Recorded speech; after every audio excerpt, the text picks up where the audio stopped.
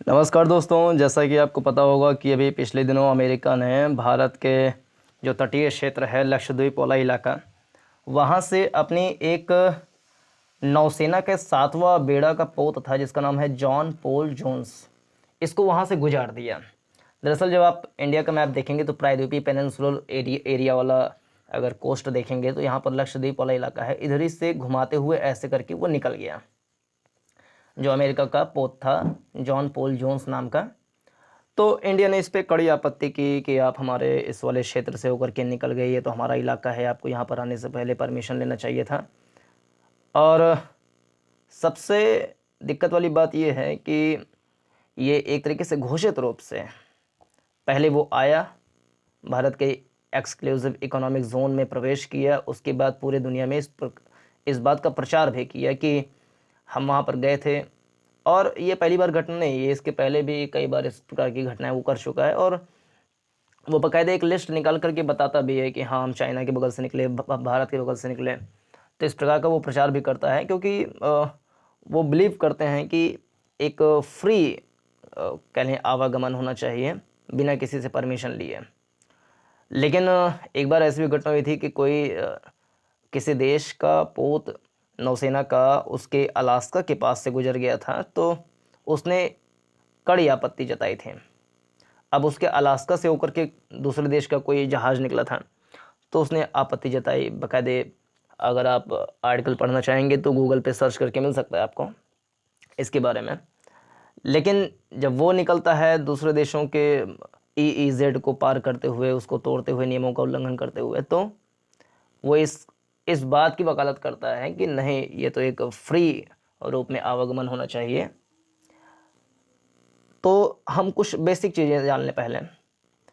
EEZ जिसको बोलते हैं एक्सक्लूसिव इकोनॉमिक जोन, हिंदी में बोलते हैं विशिष्ट आर्थिक क्षेत्र, इस क्षेत्र से होकर के गुजरा लक्षद्वीप वाले इलाके यानी अरेबियन सी जो है, अरब सागर, यहाँ से होकर के उसका पोत निकला था। एक संयुक्त राष्ट्र संघ का एक कानून है जिसको बोलते हैं अनक्लॉज, यानी समुद्री कानून पर संयुक्त राष्ट्र सम्मेलन, यानी united nation convention on law of sea, राष्ट्रीय कानून पर, समुद्री कानून पर संयुक्त राष्ट्र सम्मेलन।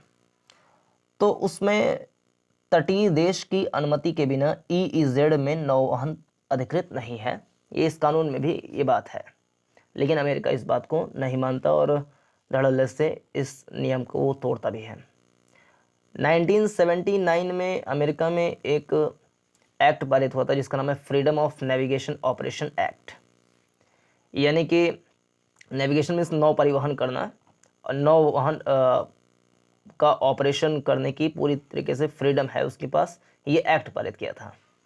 लेकिन किसी भी देश का एक्ट किसी दूसरे देश के एक्ट या कह लें कि अंतर्राष्ट्रीय एक्ट के उल्लंघन नहीं कर सकता, मतलब नहीं करना चाहिए।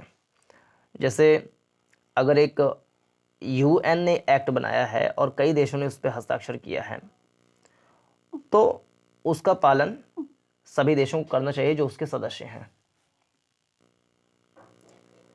तो कुछ बेसिक चीज़ें पहले जान लें कि जैसे मान लो ये इंडिया है, तो उसका तटीय क्षेत्र अगर बहुत ज़्यादा जूम करके देखेंगे तो ऐसे बहुत ज़्यादा कटा फटा ऐसे दिखेगा, ऐसे कटा फटा। तो इधरी से अगर हम प्रादेशिक समुद्री सीमा बोलेंगे, जैसे 3 प्रकार की श्रेणियां बनाई जाती हैं सामुद्रिक सीमाओं की। जैसे ये तो मेनलैंड इंडिया है, MI। तो मेनलैंड इंडिया के अलावा भी बहुत सारा पानी में भी भारत है, सामुद्रिक क्षेत्र जिसको बोल सकते हैं, ओशनिक एरिया ऑफ इंडिया। तो 3 प्रकार की कैटेगरी होती हैं। एक प्रादेशिक समुद्री सीमा होता है, यानी कि रीजनल ओशनिक बॉर्डर कह सकते हैं। ये तटीय आधार से 12 नॉटिकल मील तक की दूरी तक होता है प्रादेशिक समुद्री सीमा। और जो आधार, इसमें एक वर्ड लिखो आधार। आधार मतलब क्या है कि जैसे कटा फटा इलाका है ये, तो इस कटे फटे इलाके को जोड़ते हुए एक लाइन खींच देते हैं, उसके बाद इस लाइन से मापते हैं 12 नॉटिकल मील की दूरी तक, तो वहाँ तक ये रीजनल वाला एरिया आ जाता है अपना। और एक नॉटिकल मील में 1.8 मील होता है, और एक मील में जो धरती पे मापते हैं 1 मील तो वो 1.6 किलोमीटर के बराबर होता है, जबकि एक समुद्री मील यानी कि नॉटिकल मील जो होता है वो 1.8 माइल के बराबर होता है। और यहाँ तक इस वाले क्षेत्र तक यानी प्रादेशिक समुद्री सीमा तक किसी भी देश की सामुद्रिक संप्रभुता होती है, यानी पूरी तरीके से ओशनिक सॉवरेनिटी होती है। वो उस क्षेत्र में कोई भी अपना काम कर सके, उस देश का पूरा तरीके से उसका अधिकार होता है। और दूसरी कैटेगरी होती है संलग्न सीमा की, जो आधार क्षेत्र से 24 नॉटिकल मील की दूरी तक होता है संलग्न सीमा। और तीसरी कैटेगरी होती है EEZ यानी एक्सक्लूसिव इकोनॉमिक जोन, जो कि 200 नॉटिकल मील की दूरी तक होता है। यानी भारत के आधार वाले सीमा से 200 नॉटिकल मील तक जाएंगे तो काफ़ी दूर तक। तो ये है हमारा EEZ वाला एक्सक्लूसिव इकोनॉमिक जोन। इसका मतलब होता है कि यहाँ पर भारत किसी दूसरे देश को आने की अनुमति दे सकता है, लेकिन उस पहले परमिशन लेना पड़ेगा। उसके लिए कुछ टैक्स वगैरह का वो प्रावधान कर सकता है, या इंडिया का मन कहे तो फ्री में किसी को आने जाने दे सकता है। पूरी तरीके से मतलब उसका अधिकार है।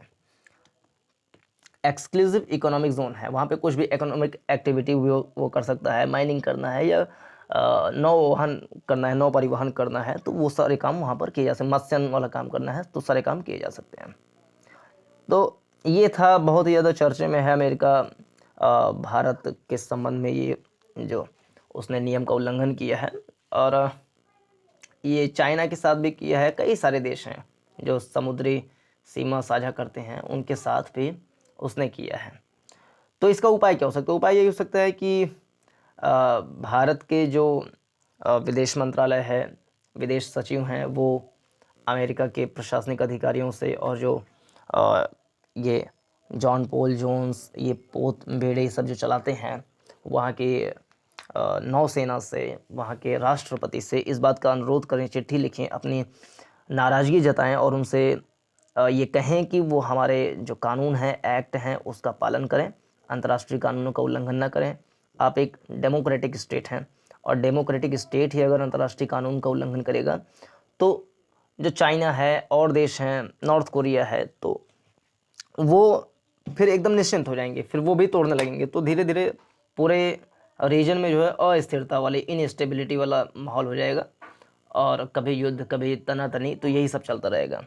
तो अच्छा ये है कि परमिशन ले करके चलें, और जो UN है वहाँ सब इस मुद्दे को उठाया जाए, और सभी देश जो हैं अमेरिका से ये बात कहें कि आप हमारे जो सामुद्रिक अधिकार क्षेत्र हैं वहाँ पर आने से पहले परमिशन लें, उस पर निगरानी रखी जाए। और मतलब ये बहुत ज़्यादा बड़ा विषय नहीं है, क्योंकि वो यहाँ पे युद्ध करने नहीं है, खाली वो जनाने के लिए कि देखो हमारा कितना ज़्यादा पावर है, कोई बोल नहीं सकता, देखो हम कानून का तोड़ देते हैं, क्योंकि वो बहुत ज़्यादा पावरफुल कंट्री है। तो सिर्फ जनवाने के लिए इस बात का, उसकी शायद कोई गलत मंशा नहीं होगी, लेकिन उसकी गलत मंशा नहीं है, ठीक बात है, लेकिन कोई और देश अमेरिका के नक्शे कदम पर चलते हुए अपनी गलत मंशे को पूरे कर सकता है, तो उस समय अमेरिका जवाब कैसे देगा? अमेरिका इस बात का जवाब नहीं दे सकता कि हाँ तुमने कानून का उल्लंघन किया था, क्योंकि वो खुद ही कानून का उल्लंघन करता है। तो एक डेमोक्रेटिक स्टेट होने के नाते पूरे दुनिया को समझाता फिरता है, कई सारी चीज़ें हैं, तो ज़रूरी है कि वो भी नियमों को पालन करे, ताकि बाद में कभी उसको समस्या ना हो। कभी चीन उसके सामुद्रिक सीमा से अपने पोत को गुजार दे, तो उस समय अमेरिका क्या जवाब देगा? तो अगर जवाब भी देगा तो फिर युद्ध वाला माहौल जम जाएगा। तो शांति बरकरार रहे, इसीलिए UN की भी स्थापना हुई थी, और UN के ही कानून को पालन किए जाए। रूजवेल्ट साहब ने, जो राष्ट्रपति जी रहे थे अमेरिका के, उन्होंने इसकी स्थापना में अपनी महत्वपूर्ण भूमिका निभाई थी।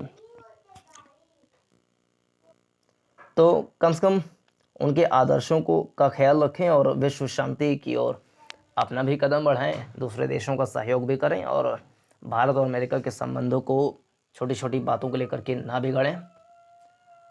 तो ये था इस वीडियो का छोटा सा एनालिसिस। आप इस पे अपनी राय दे सकते हैं कि इसको कैसे रोका जा सकता है, क्या ये सही था या गलत था। तो पूरा देखने के लिए धन्यवाद। नमस्कार, जय हिंद।